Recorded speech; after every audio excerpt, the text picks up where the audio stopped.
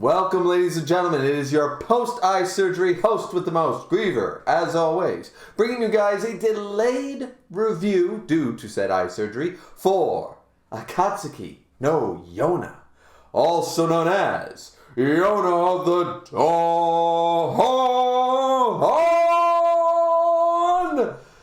Yona of the Dawn, chapter 224.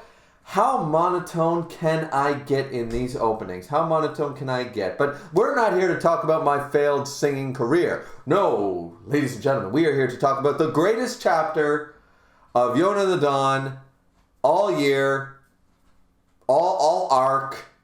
This chapter is absolutely amazing. The parallels between this and, of course, the first re-meeting of soo-won and Hawk is not lost on me.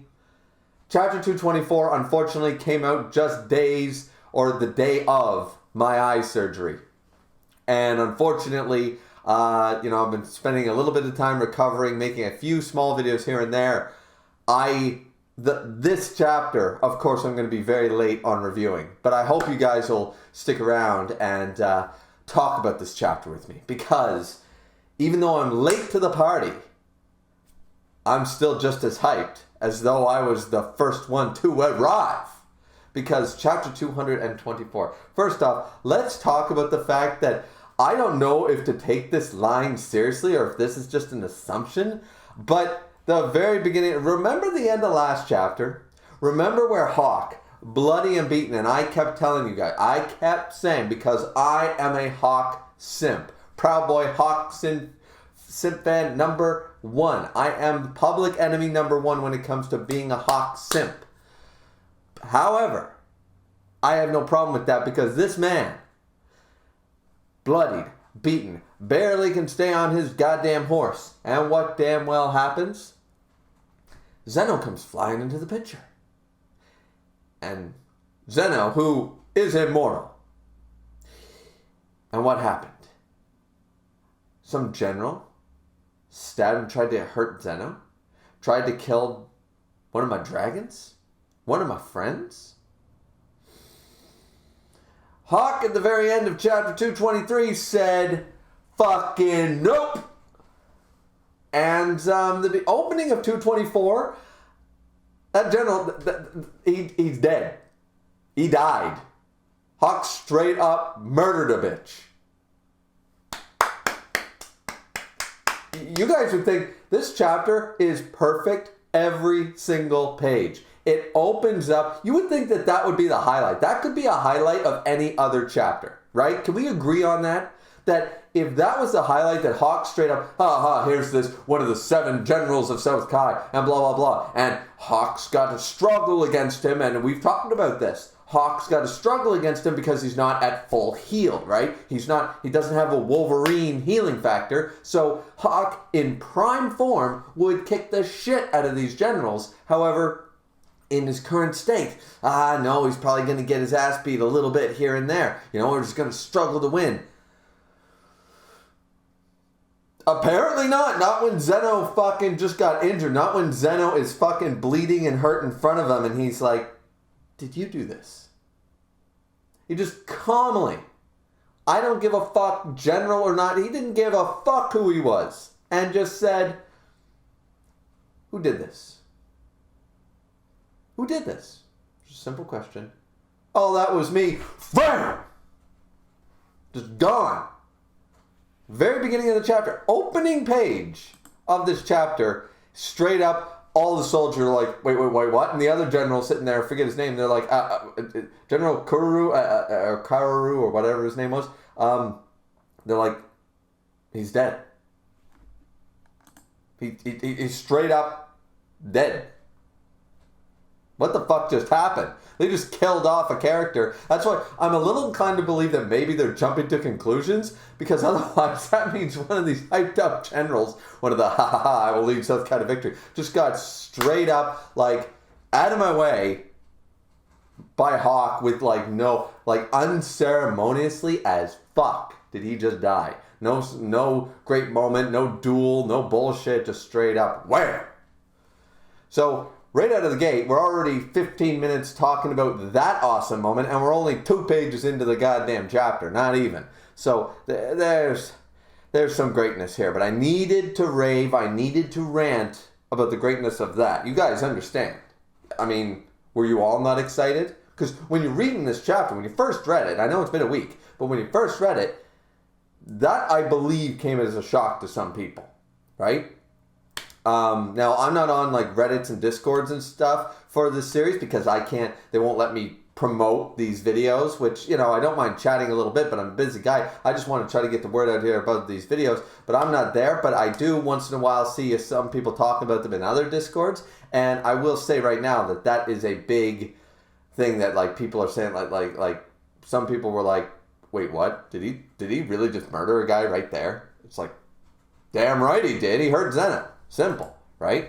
So then, of course, Hawk, bloody and beaten, falls to the ground another time and everything, and it's like, all right, so are they actually going to take Hawk back? What's going to happen with the fake family? All these things. But this is where Zeno finally, after all the attacking, he's away from Hiryu Castle like the others, right? He's pretty far away. And it takes time normally for Zeno to get the dragon claws, the dragon armor, the dragon skin, all that stuff. But now, finally, he's had an opportunity. He's had enough, he's had a couple of minutes now to rest. And now he's just like, yep.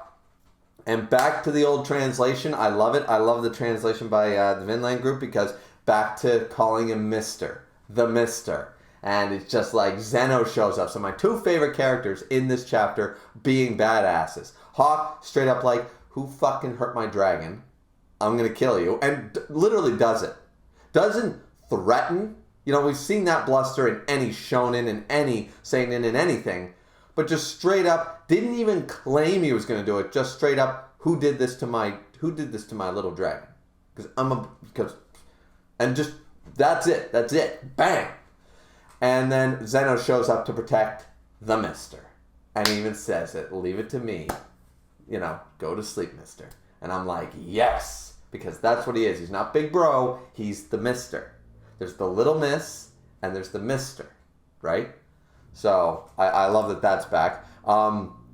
And definitely all his wounds finally regenerated. So now Zeno is, of course, a fucking army unto himself, kicking the crap out of everyone. We're getting a little bit of backstory with the other general there, whatever his name is, but it's not really, I don't find it super relevant, really, because I don't really care about the character yet. And there's too much other, like, right there's so much great shit at the opening with Zeno and Hawk to talk about that this one sort of falls a little under the rug. Not that we don't want to know about this, but Mei Nian and these generals and stuff, I don't really have much of an interest yet. They might prove themselves later, but as Hawk pointed out, the guy who would cut the hand or break the hand or cut the fingers off a kid, what kind of general are you? Like, sort of idea. So I don't like the guy, straight up. So, I don't really care that, Ming Yan protected me and that general guy, he was such a bully, but I became a general in my own right, but I never did shit all about it to help her, save her. She's clearly been beaten and bloodied and stuff, and he didn't do shit because he was small or a kid or weak or whatever. Apparently that happened. But anyway, so they start thundering in, but then in jumps, of course, Shin-Ah. And I like this because I don't know, I think this question has been brought up before, but the next part is, of course, the dragons arrive, except for Kija, except for White Snake. Kija is back there just causing absolute havoc and terror among the enemy ranks by himself. Once again, dragons are one-man armies unto themselves, including our darkness dragon. Let's be real. And right here, I love this because I have actually asked this question myself multiple times. And I don't think that this is necessarily a fuck up, but I think there are situations where this might have helped, is the fact that Shin-Ah's abilities, it paralyzes him as well, but why can't the blue dragon, why can't he just be carried around or just like sit up, lean up against a rock and just constantly use his eye power? Like, is there anything, because it's not like he has to close his eyes for a certain length of time from what we understand or anything. He goes paralyzed as well. So he can't really move. That's been the limitation. Now, knowing this, what happens here, And it's played off a little bit for comedy, but sort of like, yeah, I've always sort of wondered that. And I believe I brought that up in many a review ago, but I believe I've brought that up before. And now, when I go back, when I have some time to do a reread, I've reread this series like 8-9 times. It's a fantastic, one of my favorite shoujo series of all time. If not, maybe it is my favorite. I really like Sailor Moon, but maybe this might be my favorite shoujo series of all time. And I will say right now that... I'm going to have to go back and see if there are any opportunities where Shin-Ah is just laying there on the ground and couldn't just, like, use the eye powers again or something like that. But, you know, maybe that doesn't happen. But either way, it's really cool here that we're sort of being like, about goddamn time that something like this happen where they figure out a way to just really, like, completely, like, not nerf, but just, like, show how broken this could potentially be. Because jae-ha is carrying Shin-Ah, and he's just like, look, I invented a technique so I can still use my powers even when paralyzed. This is fantastic, you know? He just gets carried, he gets piggybacked around by the green dragon. Blue and green dragon, ultimate force right there, because he just keeps jumping around to place to place. Boom, boom. Freeze, paralyze, nightmare fuel, freeze, paralyze. All he's got to do is just keep jumping around the battlefield while Shin-Ah's like, stare. I mean, it's going to work. It's going to work out fantastic. But I love the interactions, of course, between the dragons and everything. Everything's all good. They're talking about that Gwentai is after the captives and stuff like that. And he's on the move to rescue them and stuff. So Gwentai is on the move, though we don't see him in this chapter. Unnecessary to see him. We know what he's about and stuff. It's hilarious now because they have no idea that Hawk is, of course, here. Zeno just found that out. So, of course, they had no idea when they jumped in to help Zeno that Hawk is literally right here. The whole thing was to go rescue him and stuff. And I'm glad we're not doing the Hawk rescue arc in this way. If we're going to be doing anything, like, I'm glad that the whole idea wasn't to make an entire arc centered around the fact of where is Hawk, go find Hawk, is he dead, is he alive? I like that they're sort of... It looked like it was going that direction, but situations arise, and that makes the world feel a little more real. It's sort of like, yes, we will go on this epic quest. It will take us as long a time as Lord of the Rings. Oh, we're done in 3 chapters? Oh, well, that was easy. You know, Staples easy button, right? So... I do like that because it makes the world feel a little more real. Like, every single time a situation arises, it doesn't need to become this entire arc. Some problems, lucky circumstance, happenstance, they happen in reality, so it does make this feel more genuine, and I actually like this. I don't know if anybody didn't, you know, if everyone was pumped for the Hawk rescue arc with the dragons after the war, but I'm sort of glad it didn't go that direction. So... they're just talking back and forth, sort of idea. Hawk's just mentioning it on the ground. It's like he's there laying there like, oh, hi guys. So yeah, about that flood and stuff. Wow, that was pretty crazy. And they're like, yeah. What the hell? You know, so, and then of course jae-ha drops Shin-Ah. So now there goes that technique. We'll probably never see the technique again. They're like, whoa, you're alive? What's going on, Hawk? What's going on? And Shin-Ah looks like he wants to paralyze Hawk himself. And he's just like, Shin-Ah, you're scaring me. You're pretty scary right now, because he's just like, stare. You know, he's like, You know, so Shin-Ah is not very happy, and of course his eye powers, right? So kind of funny right there. Zeno implying that he's dying. He's like, wait, jae-ha is like, you're here? You're alive? Please tell me you're alive. And Zeno's like, well, actually, he's pretty close to death. He's dying. But that's not beside the point. This is a great interaction between them, because remember, they didn't know if Hawk was dead or alive. They get to see him. And I really like this interaction because we don't get very many of them, because it's mostly Shin-Ah, you know, believes in the other dragons, but he's there for Yona. It wasn't Hawk that pulled him out of that darkness. It wasn't Hawk that did this. He helped, of course, but Hawk has always just done whatever Yona says. He doesn't really do... He wasn't the reason that Shin-Ah went on the journey, blah, blah, blah, any of that stuff, right? So, where Yona was the core reason, it's nice to see, because we already have an established a rivalry relationship between Kija and Hawk, right? That's already established. Zeno's relationship with everyone, of course, is very unique unto itself. So that's one more Zeno having the relationship with others rather than the other way around. And there, of course, I must protect the Mister, because the Mister needs to stay by the little Miss. So that's his goal. So that's all set in stone. jae-ha and Hawk, of course, being the older, the more adult-like people. jae-ha has always found like a best friend in him. You've got a friend in me sort of idea, right? But Shin-Ah, out of all these, has the least, and of course Yona's the romantic interest, but Shin-Ah and Hawk don't have too many, like a hefty amount of interactions. So this just felt so like, okay, feeling that, feeling that a little bit, because we don't really get this stuff, and they're just sort of laying there half dead, and they're laying there seriously, and I love this because it's just like, Hawk, I wanted to find you sooner, like a lot sooner. It was frustrating, and it's sort of like, oh, that's sort of nice, like, because Hawk, of course, Shin-Ah doesn't really speak his mind. He's the least outgoing. He's the most introverted and stuff. But he finds Hawk, like, he's so happy. Like, Shin-Ah, this is his way of expressing his happiness. He's like, I was really frustrated that you weren't around. I wanted to go find you. Like, hands sort of tied. Like, he's not wanting to outgoing. I'm gonna go find Hawk right now. That's not Shin-Ah, but he did feel that way because, he loves Hawk. They all love each other, of course, right? So it was really nice. And he's like, and Hawk's like, oh, well, stuff happened. I'm sorry I couldn't, he apologized to Shin-Ah, and he basically said, sorry I put you through that sort of idea. It was just a really nice interaction. It worked so well. It felt so organic and genuine. Once again, this chapter is incredible. I warned the stream last night that this chapter review, the reason I want to do this, I need to wait for proper daylight. I've been very busy. But also, trying to get my eye healed and that kind of stuff. And just overall, I knew I was going to rant and rave about every single section of this damn chapter. And we were going to be here for 45 minutes. So, strap yourselves in. That's for sure.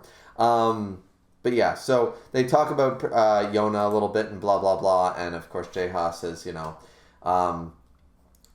was crying. Well, I don't actually know that, but I know she was, wasn't crying in front of me sort of idea. But jae-ha knew that Yona was definitely crying, but she was keeping it to herself. She wasn't willing to cry in front of the dragons. So jae-ha's definitely either him or Zeno is the most perceptive of all of them. So, yeah, there's definitely that there. So either way, they're like, oh yeah, Kija's causing a huge mess over there. He's causing a huge distraction and stuff like that. We see, Kija and Jodo, and we see, what's Taijun's brother's name? I cannot think of the actual current leader of the Fire Tribe. I'm very bad with names where we don't see a character for a good long while, you know what I mean? And I'm like, yeah, I know it begins with this, and that kind of stuff. But anyway, so he's facing off against one of the other generals there, the dude with the eye patch and stuff like that. And they're striking back, but they're even realizing that they've got to call the sound to the retreat. Things are going very, very poorly for them. So actually, they're going to order the retreat, even though they got multiple generals, though I don't think they know they got a dead one on the field. They got multiple generals and on the field, and they're the South Kai Army. They're like, yeah, this is really going bad for us. We didn't expect all this resistance stuff, so we got to sound the retreat and stuff like that. So they do decide to do that and stuff like that. They do mention that General Val, of course, is on his way, which is one of the guys that's probably one of the strongest generals, if not the strongest general. He's the one who is, of course, going after Mei Nian as sort of an assassin, a ninja, a spy sort of idea. He's on his way in a covert op to go get Mei Nian out of the clutches of the Koka Kingdom dogs. So there's that too and stuff like that. So they discuss that and everything. But either way, this is where things take off. This is where we get some multiple great scenes. There's so much to talk about here at the end of the chapter, right? There's really too much. I should have made this a 2-part video because, but especially where it's so late. I'm so sorry about that, guys. It's just, eye's been killing me. And now this one's acting up because it's being overused while this one was recovering. So it's been very frustrating. But fact of the matter is, enough about my insecurities and problems. The idea here with Zeno mentioning the Hawk, the battle's over. It's like, Mister, are you dead? Can you stand up? Blah blah blah. And of course, Hawk is running on fumes right now. He is half dead, as Zeno pointed out. He's like, are you dead? That kind of idea. We got to get you to the medical team and stuff like that. And he remembers Yona's waiting for him and stuff, and he's like. Then it dawns on him. Wait a minute. The Senjutsu. He needs to go get the Senjutsu. Once again, being in the flood did not matter. This is what we're being led to believe now, is that didn't take away the properties of the Senjutsu. So now, Hawk picks himself up, still bloody and half dead, jumps on the back of a horse. Ba-dum, ba-dum, ba-dum is like the sound of retreat. The battle is over. No, I need to get at that general. And then they're like, so he chases down a retreating army and its general, and we get the Hawk face. Haven't seen this in a while. We haven't seen this level of, the death stare. The death stare of Hawk, just doom. Like demon incarnate, the thunder beast is coming for you. And we get to see it, and it is absolutely terrifying. That general, he's absolutely petrified. He's like, it's that man. He's looking at me, and that, like, it's absolutely he's just absolutely terrified of what this guy's gonna do. He's charging right at him, and he knows, and he can't do anything. He's just like, he's coming towards me. He's coming at me. I see him looking at me now. Those eyes, he's just. Shin-Ah's got actual eye powers, but Hawk's death stare is on a level. Let's just be real. That death stare is frightening. That is scary. No wonder this dude's pissing his pants, and we don't see exactly how that went exactly, but he decides he's going to try. Don't run away. Damn it. And he decides to actually charge in this general. His name begins with a K, but I forget it. They got a lot of... they got the Kurei guy, and there's the Ryrene guy, and there's the Kuji. Anyways, point is that he rushes at him, and he's like, fine, I'll engage you in combat. So props to him, because he was pissing his pants when he first saw what was chasing him. And then he decided to turn around and fight. And I'm like, all right, a little bit of respect. Still cutting the kid's hand off for stealing, which he didn't steal shit because it wasn't yours, you dumbass. So even worse. But still, the fact of the matter is that he did have some balls to go face Hawk. We jump away from that, but we can assume how this battle went because the last part of the chapter, and this is what everybody's going to be talking about. No matter that I've spent the last half hour talking about everything else, but this part, this is the part that made this chapter the best chapter. Let's be real. Best chapter all year, best chapter all arc. Let's be real, because this, we haven't gotten it yet. We've been waiting. 2 arcs now. We have been begging for the Hawk soo-won conversation, right? We've been begging for it. We've been needing. We've been teased. We've been cucked. We've been everything under the sun about when are we going to finally get them interacting 1v1. When are we going to get it? Or even just talking in general to each other directly. Eye contact made. It's, as I said, been teased a very, very long time now. And we didn't get it. But we got something that's just... it's just right there. Because the victory sound, the horns are coming in and blah, blah, blah. We jump back to the main command. We see Kisok, we see Soo-won, we see Yona, we see all these people, right? And basically saying that, like, Soo-won is still, of course, in a very bad way right now. The Crimson Dragon illness is still affecting him heavily right now. Not as bad, but, Yona was perking him up and stuff, but it's really taking its toll on him right now at this moment. And says, and he's thinking, once again, remember, he had that realization. He can't treat Yona and Hawk like pawns. He cannot dispose of them. He can't do it. No matter how much he tries to push that shit down, it's like, nope. It's impossible. No matter how much he pushed that shit down, it's just slowly been bubbling, right? It can only go so long until it just explodes like a goddamn Mentos in a Coke, right? That's what it is. And here he's thinking about Hawk, ironically or ironically in a way, but Hawk risked his life to save the Kin province, and this was all done by the 4 dragons and Yona, and this victory is due to the things that I discarded, that I threw away, because he still acknowledges he did it, but now that they're back, now that like that failed the first time sort of idea, right? He attempted to do that, it didn't work, they're still alive, and now he mustered up the tunnel vision to do it once. He can't continuously do it. it's not possible for him because he loves them. He loves Yona. He loves Hawk. And it was probably one of the hardest decisions of his entire life. It was probably the hardest decision of his entire life to treat them like that, especially Hawk. And now being forced to attempt to keep that cold facade and do it once, twice. It's done. It's done.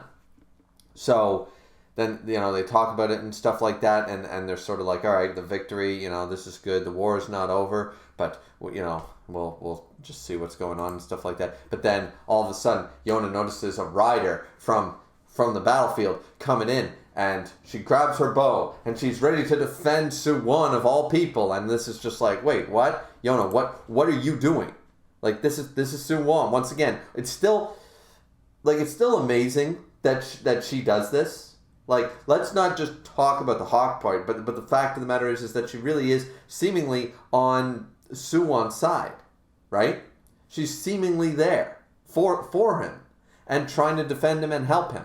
Like, this is some great shit. And then, like, Ki-Sok notices, and soo-won's shocked, and everybody's shocked, and Yona looking death stare. She's ready to kill. She's ready to put an arrow between this bastard's eyes, and then completely lowered, completely shocked, a beautiful full page of just Yona lowering her bow as who jumps off the horse? A beaten, bloody, looks like the shadow of death himself. The Thunder Beast arrives. Just staring straight down. Doesn't even look at Yona. Just, what did he get? This was the most shocking thing. I didn't know what was going down, and when it happened, when I saw this page, Minso, Ki-Sok, Yona, everybody shocked, like, hot, and then, phew, and here's where the parallels come. Last time they were truly face to face, Hawk's arm was extended, and soo-won also was there, paralyzed and shocked. Now, back then, he was ready to kill him. He had his hand, and jae-ha was the only reason to stop him.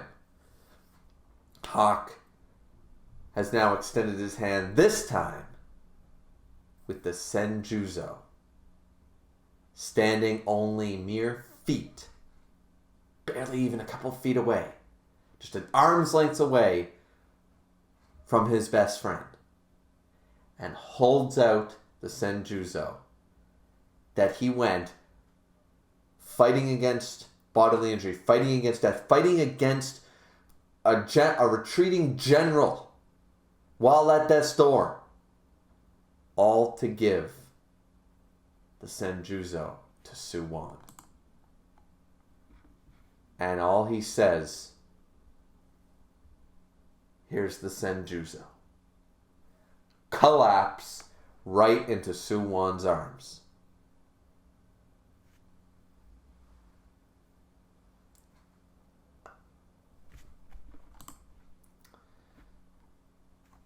It doesn't get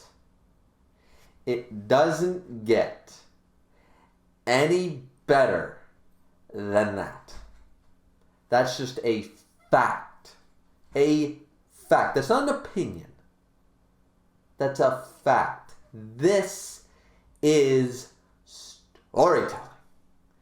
This is a moment. This is going to be in everybody who makes Yona content. Anybody who talks Yona on Reddit, Discord, YouTube, Twitter, I don't give a shit. This is going in your top 5 moments. If it's not, you haven't read the same goddamn manga that I've been reading. These are just the facts. It's a top 5 moment that is undisputable. It might not be your favorite moment. Might not be in your top 5 favorite moments.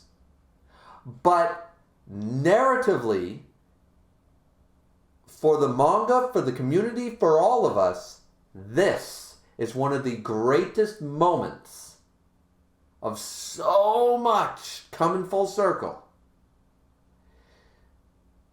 between two of the best written characters, between the two characters that now that we know that Yona and Hawk are solid, the will they won't they is gone. That doesn't mean the relationship thing is over, but that's one of the main driving forces. The driving force now of the entire series relationship-wise is not Yona with the dragons. It is not Yona with Hawk even.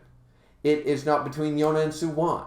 It is between soo-won and Hawk. That is the driving force now of the later half of this arc. It's been the driving force of the manga ever since we figured out that Yona and Hawk are willing to be together. I love you, you love me, perfect, we're good to go. This is just... There's so much goodness here. Right? There's just so much... I don't even know what else to say. Like, I'm rambling on, but I'm kind of speechless.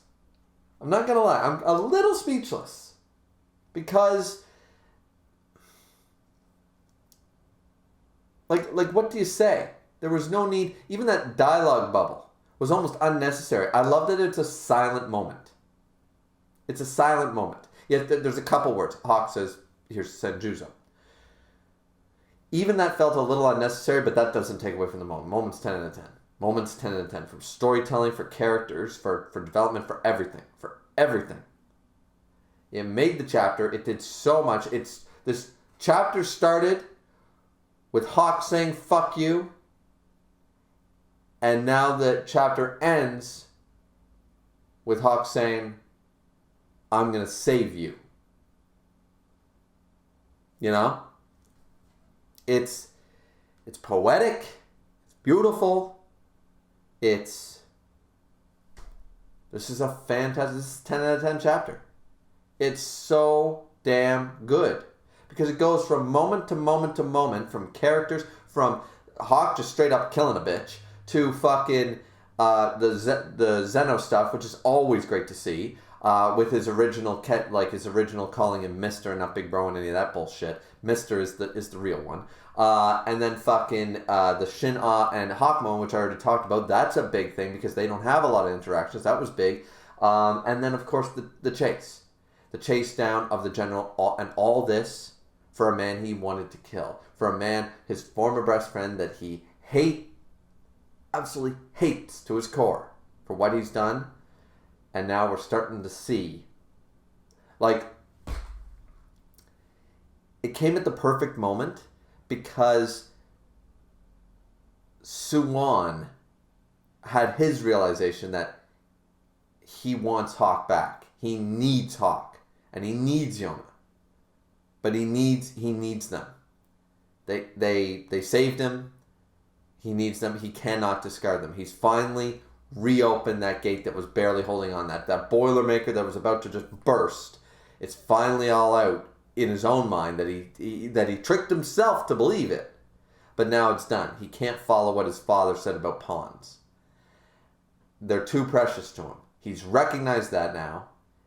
And now Hawk has come to this point where he's risked life and limb just to try to help a person he supposedly hates.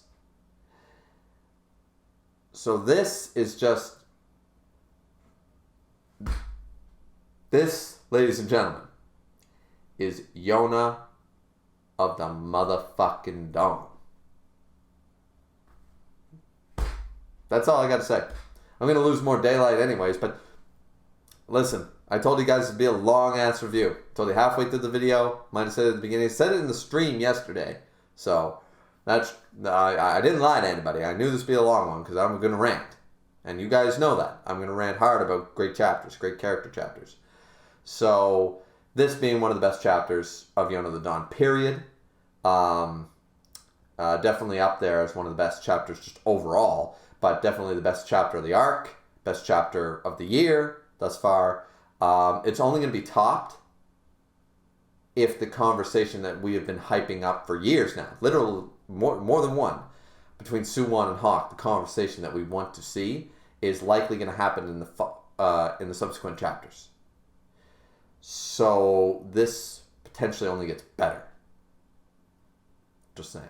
So Anyways, ladies and gentlemen, that's it for my 40-minute discussion-ish. Maybe it ended up being 50. Maybe it's only 30. I don't know. I talk a lot. Point of the matter is that was Akatsuki no Yona, chapter 224 review. Hope you guys enjoyed. Like, comment, subscribe. Fourth and most importantly, don't forget to drink, but responsibly, as I always do. And we will see you beautiful people back here once again for chapter 225. I have read the 224.5 little special chapter. It was short, it was sweet. If I have time over the weekend, I might make just a quick little review of it. There wasn't really a whole lot to talk about. Just a special little one shot of what if.